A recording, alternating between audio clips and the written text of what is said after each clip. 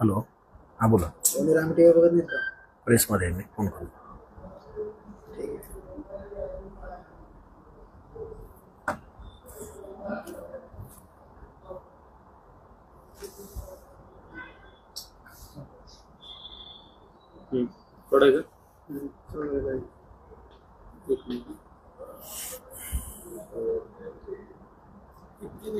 बोला.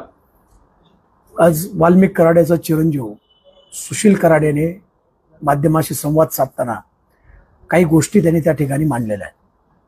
सुशील कराडचं असं म्हणणं आहे की कराड कुटुंबियाच्या वतीनं आम्ही सीबीआय चौकशीची मागणी करतो आणि माझा आणि माझ्या भावाचा स्वर्गीय महादेव मुंडे यांच्या हत्याकांडामध्ये कुठलाही संबंध नाही. ना मी महादेव मुंडेला ओळखतो, ना माझे वडील ओळखतात, ना माझा भाऊ ओळखतो, अशा प्रकारचा दावा त्यांनी केलेला आहे.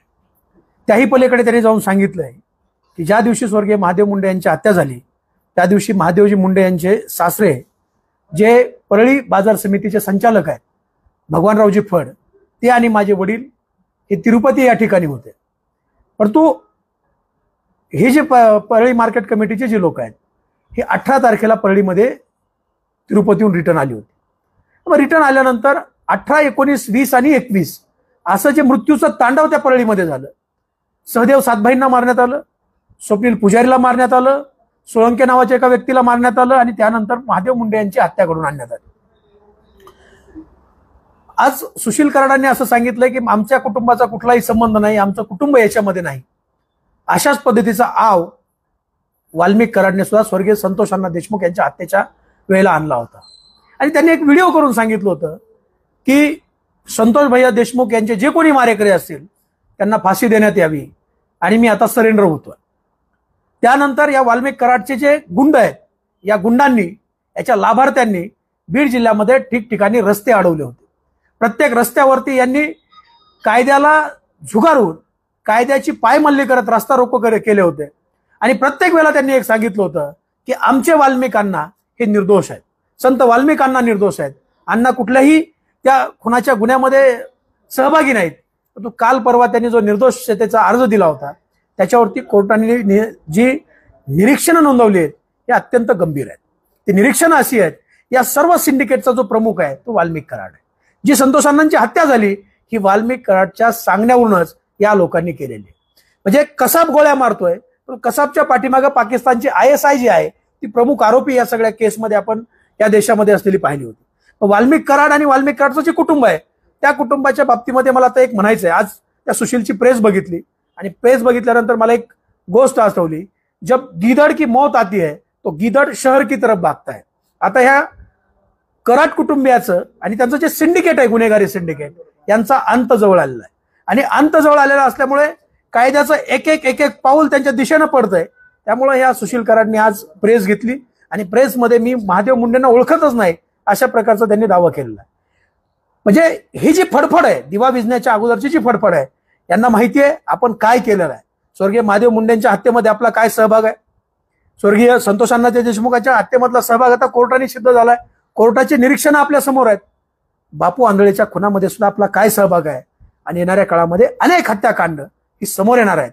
त्याच्यामध्ये एका दलित समाजाच्या मुलाचं सुद्धा हत्याकांड आहे. ती लोक काल परवा आम्हाला येऊन भेटून गेलेले आहेत. ते सुद्धा हत्याकांड येणाऱ्या काळामध्ये समोर येणार आहे.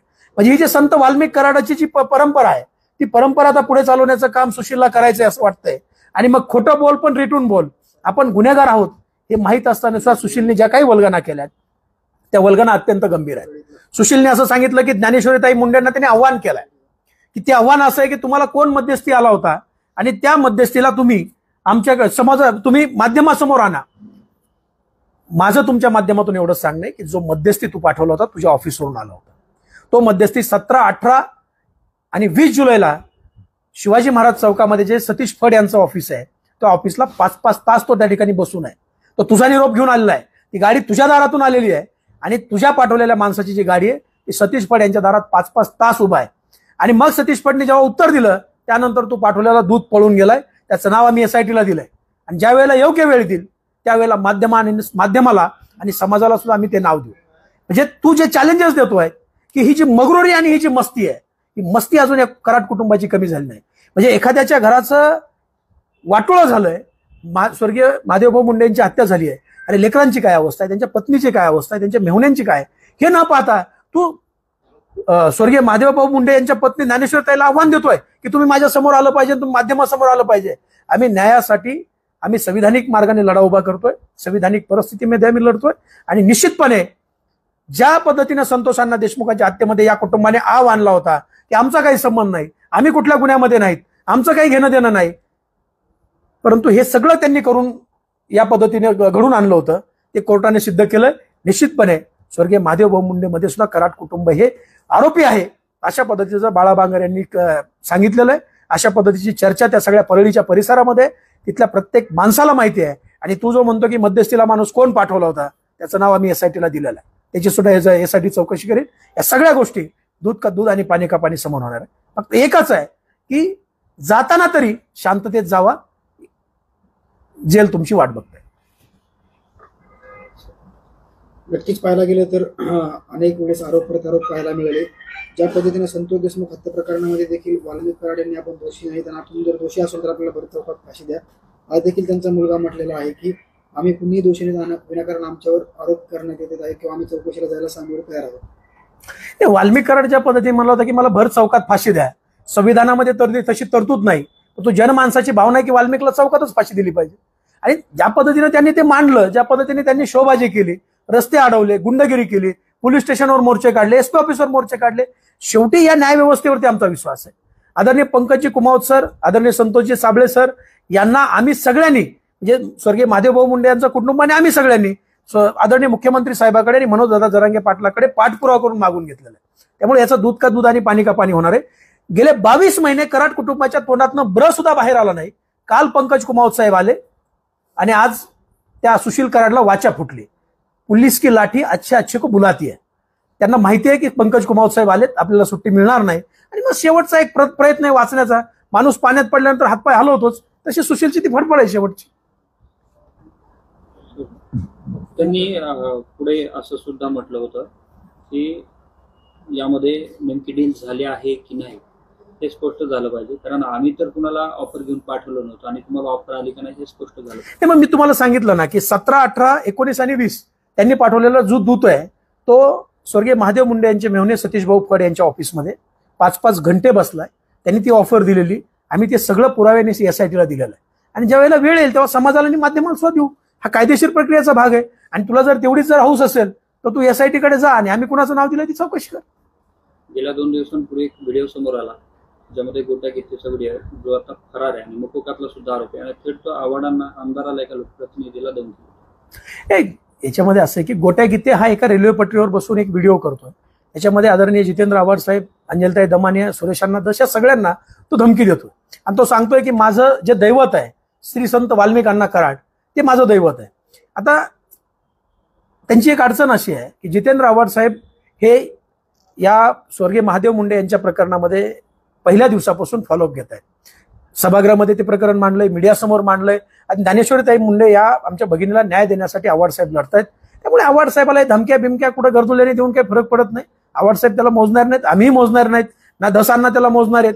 त्यामुळे ही जी यांची जी मगरुरी आहे की आपण मकोकाचे आरोपी आहोत, आपण 2-2, 3-3 खुनातले आरोपी आहोत, आणि असं असताना सुद्धा आपण व्हिडिओ करतोय आणि व्हिडिओ करून आपण या व्यवस्थेला आव्हान देतोय. त्याचे आव्हान आहे, ते आव्हान फक्त आव्हाड साहेबाला नाहीये, ते आव्हान या महाराष्ट्राच्या गृहमंत्र्याला, महाराष्ट्राच्या मुख्यमंत्र्याला. ते आव्हान त्यांनी स्वीकारलं पाहिजे. आणि माझं तर म्हणणं असं आहे की यांनी लवकरात लवकर गोट्या गित्तेला अटक करावं, अटक करून समाज माध्यमासमोर आणावं. नाही तर हे लोक त्या गोट्या गित्तेचा सुद्धा त्याचा सुद्धा खून करतील किंवा त्याचं सुद्धा त्या ठिकाणी बरं वाईट घडून आणतील. कारण अनेक राज हा गोट्या गित्ते आपल्या काळजामध्ये घेऊन फिरतोय. परळीच्या प्रत्येक घटनेशी या गोट्या गित्तेचा संबंध आहे. म्हणतं आजच मीडियावरती एक यादी आली आहे, त्या गोट्या गित्तेवरती 28-30 गुन्हे आहेत. म्हणजे 28-30 गुन्हे असलेला व्यक्ती हा वाल्मिक कराडांना दैवत मानतो आणि वाल्मिक कराडांच्या इशाऱ्यावरती अनेकांचे खून करतो, लोकांच्या दारामध्ये नेऊन श्राद्धाचं ताट ठेवतो, भर बाजारामधून लोकांना शिवीगाळ करतो, लोकांना मारून टाकतो. आणि तो गोट्या गित्ते हा त्या वाल्मिकांनाचा भक्त आहे. याच्यावरून त्यांची ती एकूण प्रतिमा जी आहे ती प्रतिमा आपल्या सगळ्यांच्या लक्षात येते. महादेव मुंडे हत्या प्रकरणात ज्यांच्यावरती आरोप होत आहेत, तो गोट्या किती असेल व्हिडिओ बनवतो, दुसऱ्या बाजूला कराड कुटुंब मीडियासमोर येतं, एकूणच याबद्दल काय वाटतं? नाही, याच्यामध्ये काय आहे की गेले 22 महिने एकही आरोपी पोलिसांनी डिटेक्ट केला नाही. 22 महिने त्याच्यामध्ये 9 तपास अधिकारी बदलले आहेत. अशी कोण व्यक्ती आहे की 9 तपास अधिकारी बदलावे लागतात, 22 महिन्यामध्ये आरोपी डिटेक्ट होत नाही? अशी कुणाची ताकद आहे? तर माझी तर ताकद नाहीये, किंवा अजून कोणाची एखाद्या कॉमन जर त्याच्यामध्ये सामान्य मारेकरी असेल त्याची नाहीये. निश्चितपणे याच्यामध्ये जे बाळा बांगर यांनी सांगितलेलं आहे, बाळा बांगरने सांगितलं की ही सगळी घटना माझ्या समोर वाल्मिक कराड त्याच्या मुलांनी घडून आणली आहे. महादेव मुंडेंचं गळ्याचं मांस वाल्मिक कराड खिशामध्ये घेऊन फिरवला, एवढी विकृती आहे. आणि आम्ही कशी दहशत माजवतो, आम्ही कसं सांगतो, आम्ही आमच्या आडवे आलेल्या लोकांना कसं संपवतो, हे दाखवण्यासाठी केलेले हे उपक्रम आहेत.